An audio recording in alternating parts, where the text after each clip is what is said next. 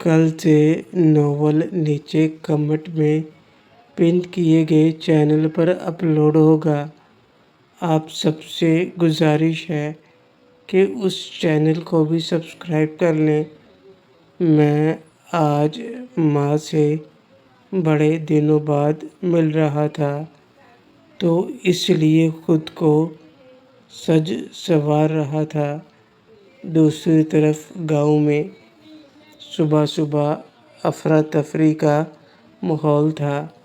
نائلہ شہر جانے کے لیے تیار ہو رہی تھی، جبکہ بچوں نے بھی شور ڈالا ہوا تھا اور ساتھ میں مائرہ اور دیبا کی بھی باتیں چل رہی تھیں۔ نائلہ: مائرہ، جلدی کرو، مجھے لیٹ ہو رہی ہے۔ مائرہ: ہاں جی باجی، میں کر رہی ہوں۔ بیگ ویسے اچھا ہوتا اگر آپ مجھے بھی اپنے ساتھ لے جاتی۔ آپ اس حالت میں اکیلی کیسے وہاں جائیں گی؟ نائلہ: کیوں، مجھے کیا ہوا؟ میں کیوں نہیں اکیلی جا سکتی؟ میری طبیعت بالکل ٹھیک ہے اور میں اکیلے ہی جاؤں گی۔ تم سے جتنا کہا ہے تم فی الحال اتنا کرو تو وہی بہت ہے۔ مائرہ: باجی، آپ تو غصہ ہی کرنے لگ گئیں۔ میں تو بس ویسے کہہ رہی تھی کہ آپ اتنا سفر اکیلے کیسے کریں گی؟ اب تھک جائیں گی۔ نائلہ: مجھے کچھ نہیں ہوگا اور میں شام تک واپس بھی آ جاؤں گی، اس لیے فکر کرنے کی ضرورت نہیں۔ مائرہ: اوپر والا کرے کہ آپ کو کبھی کچھ نہ ہو۔ آپ ایسی باتیں کیوں کر رہی ہیں؟ ویسے اگر ایک بات پوچھوں، آپ برا تو نہیں مانیں گی؟ نائلہ: نہیں، میں نے تمہاری بات کا کیوں برا ماننا ہے؟ مائرہ: اب اتنے سفر پر اکیلی جا رہی ہیں، اگر آپ مجھے اپنے ساتھ لے کر نہیں جانا چاہتی تو آپ سرور بھائی کو اپنے ساتھ لے جائیں۔ نائلہ: مائرہ، میں کوئی چھوٹی بچی نہیں جو اس طرح کسی کو بھی ساتھ لے کر پھرتی رہوں۔ میں خود بھی کچھ کر سکتی ہوں۔ مائرہ: لو باجی، آپ کا سامان پیک ہو گیا، اب آپ جیسے چاہیں جا سکتی ہیں، میں کچن میں جا رہی ہوں۔ اتنا کہنے کے بعد مائرہ وہاں سے نکل گئی، جبکہ نائلہ نے وہ ایک چھوٹا سا بیگ اٹھایا جس میں اس نے کچھ چیزیں بنوا کر رکھی تھیں اور اس کا ایک جوڑا کپڑوں کا بھی موجود تھا۔ مائرہ کے جانے کے بعد نائلہ نے بیگ اٹھایا اور بیگ کے ساتھ باہر آ گئی۔ سب کو بائے بولنے کے بعد اس نے ایک رکشے والے کو بلایا اور اس کے ساتھ بیٹھ کر وہ بس اڈے کی طرف آ گئی۔ وہاں آنے کے بعد اس نے اپنی مطلوبہ گاڑی تلاش کی اور پھر اس میں بیٹھنے کے بعد وہ سیدھا شیرو کے شہر کی طرف روانہ ہو گئی۔ جیسے ہی نائلہ گھر سے باہر نکلتی ہے تو مائرہ فوراً ناصرہ کے پاس گئی اور اس سے بولی، کیا تمہیں نہیں لگتا کہ کچھ گڑبڑ ہے؟ ہمیں باجی کا پیچھا کرنا چاہیے۔ ناصرہ: لگ تو مجھے بھی رہا ہے کہ کچھ گڑبڑ ہے، لیکن میں چاہ کر بھی ان کا پیچھا نہیں کر سکتی اور ان پر شک کرنا تو دور کی بات، میں تو اس بارے میں سوچ بھی نہیں سکتی۔ مائرہ: میں تمہارے جذبات کی قدر کرتی ہوں اور میں سمجھ سکتی ہوں کہ یہ بات تم کس لیے کہہ رہی ہو، لیکن جو میرے دل میں ایک امید والی آخری کرن ہے، وہ مجھے لگ رہا ہے کہ کہیں نہ کہیں ضرور باجی سے جڑی ہوئی ہے۔ ناصرہ آپ خواہ بھابھی پر شک کر رہی ہے۔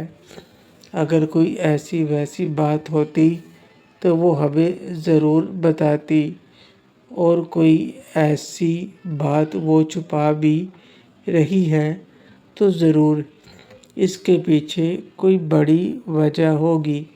ہمیں کچھ انتظار کرنا چاہیے تاکہ وہ خود ہمیں بتا دے۔ مائرہ، تم ٹھیک کہہ رہی ہو، میں ہی جذباتی ہو گئی اور اس بارے میں غلط سوچ رہی تھی، پر کیا کروں، کوئی ہے جو بالکل بولتا ہی نہیں ہے۔ جتنا اسے بھلانے کی کوشش کروں وہ اتنا زیادہ یاد آتا ہے۔ ناصرہ بھابھی، وہ کیا بھولنے والی چیز ہے جو ہم اسے بھول جائیں؟ ہم تو مرتے دم تک اس کو نہیں بھول سکتے، اور میرا دل کر رہا ہے کہ وہ ضرور زندہ ہے اور کہیں نہ کہیں ہم سے دور ضرور ہے، لیکن ایک نہ ایک دن وہ ہمارے پاس ضرور آئے گا۔ مائرہ، تم ٹھیک کہہ رہی ہو، ضرور زندہ ہے، اور ایک ایک دن ہم اس سے ضرور ملیں گے۔ میں روحی جی کے ساتھ گھر سے نکلا اور پھر روحی جی گاڑی میں ہسپتال پہنچا۔ وہاں پہنچنے کے بعد روحی مجھے اپنے ساتھ اپنے کیبن میں لے گئی۔ روحی جی کے کیبن میں پہنچنے کے بعد میرے پیٹ میں تھوڑی درد ہوئی تو میں سیدھا واش روم کے اندر چلا گیا۔ میں واش روم کے اندر تھا کہ مجھے باہر سے کچھ آوازیں محسوس ہوئی۔ روحی جی کسی سے تھوڑا تیز لہجے میں بات کر رہی تھی۔ دیکھو خرم، کوئی بھی تماشا مت لگاؤ، میں تم سے کل ہی کہہ دیا تھا کہ مجھے تمہارے ساتھ کسی قسم کی کوئی بات نہیں کرنی، تو بار بار منہ اٹھا کر میرے کیبن میں کیوں آ جاتے ہو؟ خرم، اب تم کو خود ہی دیکھ لو، تم ہو ہی اتنی بہترین بال کہ میں تمہیں دیکھے بغیر رہ نہیں سکا۔ کل سے جب تم پر نظر پڑی تو کسی اور کا تو خیال ہی دماغ میں نہیں آ رہا۔ روحی، اپنی بکواس بند کرو اور یہاں سے دفع ہو جاؤ۔ خرم، اگر نہیں گیا تو کیا کر لو گی تم؟ روحی، دیکھو ڈاکٹر خرم، میں تم سے پہلے ہی کہہ رہی ہوں، اگر تم اب یہاں سے نہیں گئے تو میں تمہاری شکایت ڈائریکٹر سے کروں گی۔ خرم، بہت خوب، یہ بھی کر کے دیکھ لو۔ پہلے تو میں ہی تم پر لٹو ہوں، پھر وہ بھی ہوگا۔ اگر تم اس کے پاس گئی تو تمہیں پتہ چلے گا کہ عذاب کیا ہوتا ہے۔ وہ تو مجھ سے بھی بڑا کمینہ ہے، اور اس میں بھی بدنامی تمہاری ہے۔ اس سے اچھا یہی ہے کہ تم میرے ساتھ روحی، اگر تم اگلے 2 منٹ میں یہاں سے نہ نکلے تو میں شور مچا دوں گی۔ خرم، ڈاکٹر صاحبہ، میں پہلے بھی آپ کو بتا چکا ہوں کہ یہ سارا ہاسپٹل میرے اشاروں پر ناچتا ہے۔ میں اسی لیے تو گھما پھرا کر بات کر ہی نہیں رہا، میں تو سیدھا صرف آپ کو ایک بار ملنے کے لیے کہہ رہا ہوں۔ چٹاخ! خرم کے منہ سے جیسے ہی یہ الفاظ نکلے تو روحی جی نے بنا دیر کرتے ہوئے ایک تھپڑ اس کے منہ پر جڑ دیا۔ اپنے منہ پر تھپڑ پڑتے ہی خرم آگ بگولا ہو گیا۔ وہ تیزی سے روحی کی طرف بڑھا اور انہیں مارنے کے لیے جیسے ہی اس نے اپنا ہاتھ اٹھایا تو میں اتنی تیزی سے واش روم سے باہر نکلا اور اس کے ہاتھ کو پکڑتے ہوئے اسے اٹھا کر پیچھے صوفے پر دے مارا۔ صوفے پر گرتے ہی وہ اٹھنے کی کوشش کر رہا تھا کہ میں جب لے کر سیدھا اس کے اوپر جا گرا اور اس کے منہ پر مکوں کی بارش کر دی، جس سے وہ درد سے تڑپنے لگا اور کسی کو مدد کے لیے چلانے لگا۔ لیکن جب میں نے دیکھا کہ اب اس کی مدد کے لیے کوئی نہ کوئی آ جائے گا تو میں نے اسے اٹھایا اور سیدھا واش روم کے اندر لے گیا۔ روحی، شیرو چھوڑو اس کو، یہ مر جائے گا۔ شیرو، اس نے آپ پر گندی نظر ڈالنے کی کوشش کی ہے تو اس کا زندہ رہنا بھی کیوں ہے؟ روحی، شیرو چھوڑ دو اسے، یہ مر جائے گا اور تم جاؤ یہاں سے باہر، ماں آ گئی ہوگی۔ وہ واش روم کے اندر تھا تو اس لیے اس کی آواز اتنی نہیں آ سکتی تھی۔ میں نے فوراً اس کو پکڑا اور اس کے منہ پر مکہ مارتے ہوئے بولا، اب بول، کیا کہہ رہا تھا؟ اب اپنی مردانگی دکھا مجھے۔ عورتوں پر اپنی کیا مردانگی دکھاتا ہے؟ وہ بولا، چھوڑ دو مجھے، میں واپس اپنی شکل بھی نہیں دکھاؤں گا۔ شیرو، یہ اتنا آسان نہیں ہے کہ میں تمہیں زندہ چھوڑ دوں۔ میری بات سن کر اس کے چہرے کا رنگ اڑ گیا۔ وہ کس مصیبت میں پھنس گیا۔ اس نے میرے پاؤں پکڑ لیے اور گڑ گڑاتے ہوئے بولا، میں آج ہی یہ شہر چھوڑ کر چلا جاؤں گا، مجھے ایک دفعہ چھوڑ دو۔ روحی، شیرو چھوڑ دو اسے۔ اب جب یہ کہہ رہا ہے کہ یہ ہمیں نظر نہیں آئے گا تو اسے چھوڑ دینا بہتر ہے۔ شیرو، اگر یہ دوبارہ ایسی ویسی حرکت کرے تو تمہارا جو من کرے وہ کرنا، میں تمہیں نہیں روکوں گی، بس ایک بار اسے جانے دو۔ شیرو، ٹھیک ہے، تمہارے کہنے پر اسے چھوڑ رہا ہوں، لیکن اگر یہ مجھے اب یہاں پر نظر آیا تو وہ اس کی زندگی کا آخری دن ہوگا۔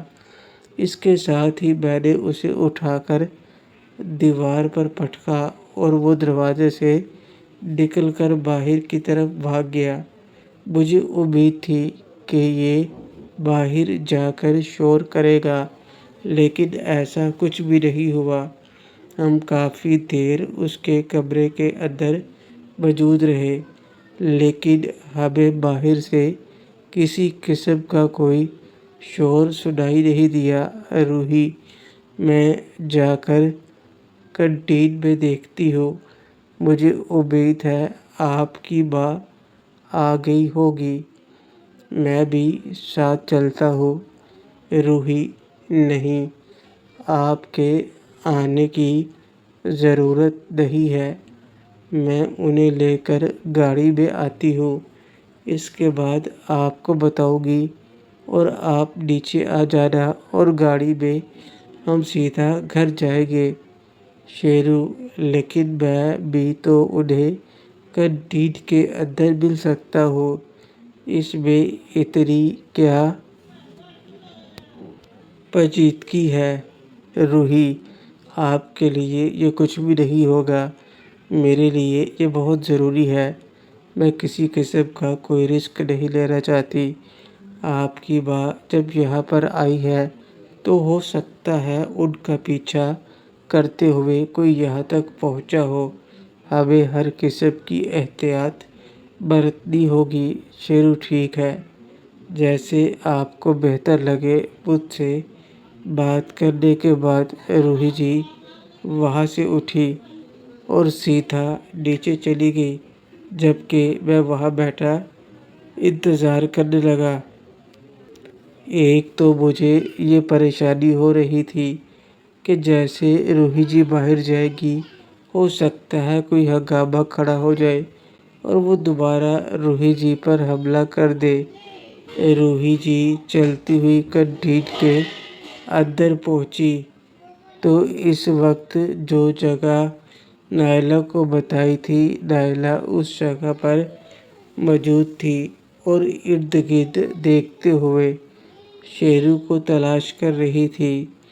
نائلہ اپنی کرسی پر بیٹھی ہوئی تھی اور ایسے ظاہر کر رہی تھی جیسے وہ یہاں ناشتے پر آئی ہو، لیکن اس کے چہرے کی بے چینی صاف بتا رہی تھی کہ وہ کسی کو ڈھونڈ رہی ہے۔ نائلہ نے ایسے دیکھتے دیکھتے جب ارد گرد دیکھا تو اس کی نظر سامنے ہسپتال کے دروازے پر پڑی، جہاں ہسپتال کے اندر داخل ہوا جاتا ہے۔ وہاں سے روحی چلتی ہوئی باہر آ رہی تھی اور ارد گرد دیکھ رہی تھی، جسے دیکھ کر نائلہ اپنی کرسی پر کھڑی ہو گئی اور اس کی طرف دیکھنے لگی۔ جیسے ہی نائلہ اپنی کرسی سے کھڑی ہوئی تو روحی کی نظر بھی اس پر پڑ گئی اور دونوں ایک دوسرے کو دیکھ کر مسکرائی، اور پھر روحی چلتی ہوئی آ کر نائلہ کے گلے لگ گئی اور نائلہ کے سامنے ہی کرسی پر بیٹھ گئی۔ روحی، آپ خیریت سے پہنچ گئی؟ آپ کو آنے میں کسی قسم کی کوئی شکایت تو نہیں پیدا ہوئی؟ نائلہ، نہیں، مجھے کسی قسم کی کوئی شکایت کیوں پیدا ہونی تھی؟ میں بس گھر سے نکلی، گاڑی میں بیٹھی اور یہاں آ گئی۔ مجھے جلدی سے بتاؤ کہ میرا شیرو کہاں ہے، میں اسے دیکھنا چاہتی ہوں۔ میری آنکھیں ترس گئی ہیں۔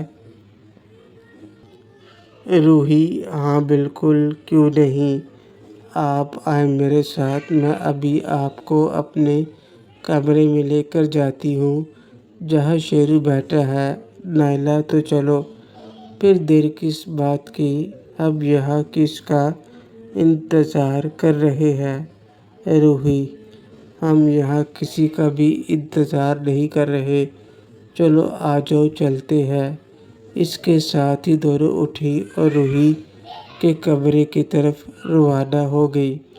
میں اس کشمکش میں بیٹھا تھا کہ روحی جی کو آنے میں اتنی دیر کیسے ہو گئی، کہیں وہ باہر تو نہیں مل گیا یا اس نے کوئی ایسی ویسی حرکت کر دی ہو جس سے روحی کافی پریشان ہو۔ میں اٹھ کر کمرے کے دروازے کی طرف جانے والا تھا کہ اتنے میں دروازہ کھلا اور جو چہرہ میں نے دیکھا اس نے میرے سارے غم بھلا دیے۔ سامنے نائلہ بھابھی یعنی میری ماں کھڑی تھی اور وہ مجھے ندیدوں کی طرح دیکھ رہی تھی۔ ایک دوسرے پر نظر پڑتے ہی ہم لوگ اس جگہ پر ساکت کھڑے رہے اور ایک دوسرے کے چہرے کی طرف دیکھ رہے تھے، لیکن پھر اچانک دونوں ہی ایک دوسرے کی طرف بھاگے اور ایک دوسرے کے گلے لگ گئے۔ نائلہ روتے ہوئے، میرے بچے، تو کہاں چلا گیا تھا؟ ہم نے تجھے کہاں کہاں نہیں ڈھونڈا، تجھے اپنی ماں کا ایک دفعہ بھی خیال نہیں آیا؟ میں اپنی ماں کی کسی بھی بات کا جواب نہیں دے رہا تھا، میں انہیں جواب بھی کیا دیتا کہ میں کہاں گیا تھا اور کس حال میں تھا۔ اگر میں انہیں بتا دیتا کہ میں کن مشکلات سے گزرا ہوں تو ہو سکتا ہے کہ وہ اسی وقت کچھ غلط فیصلہ کر لیتی۔ کافی دیر تک ہم دونوں ایک دوسرے کے گلے لگے رہے اور روحی ہم کو دیکھتی رہی، جبکہ وہ اپنے گلے شکوے جاری رکھے ہوئے تھی۔ وہ بار بار مجھ سے پیچھے ہٹتی اور میرا ماتھا اور منہ چومنے کے بعد پھر میرے گلے لگ جاتی۔ پھر ہم دونوں ایک ساتھ ہی صوفے پر بیٹھے اور ماں مجھ سے بولی، نائلہ تو کتنا کمزور ہو گیا ہے، کیا تو یہاں پر کچھ کھاتا پیتا نہیں ہے اور تو ہم سے روٹھنے کے بعد اتنی دور چلا آیا، تمہیں تمہاری ایک دفعہ بھی یاد نہیں آئی؟ کیا تمہارا دل نہیں کیا کہ ایک دفعہ ہی صحیح پر اپنی ماں سے مل آؤ؟ ماں کے آنے سے پہلے تو میرا جھگڑا بھی ہوا تھا، لیکن جیسے ہی روحی کمرے سے باہر نکلی تو میں نے فوراً اپنے بال وغیرہ ٹھیک کیے اور اپنے کپڑے بھی بالکل ٹھیک کر لیے تاکہ ماں کو پتہ نہ چلے۔ شیرو، نہیں ماں، آپ کی بہت یاد آئی تھی، دل بھی بہت کرتا تھا آپ کی طرف آؤں، لیکن وقت اور حالات اس چیز کی اجازت نہیں دیتے تھے کہ میں آپ کی طرف آؤں۔ نائلہ، اب تو یہ مجھ سے ملنے کے لیے بھی وقت اور حالات کو دیکھنا پڑے گا۔ شیرو، نہیں ماں، آپ سے ملنے کے لیے تو میں نے آپ کو فون کیا تھا۔ روحی، اب دونوں کون سی بیکار باتوں کو لے کر بیٹھ گئے، چلو گھر چلتے ہیں، وہاں بیٹھ کر بات کریں گے۔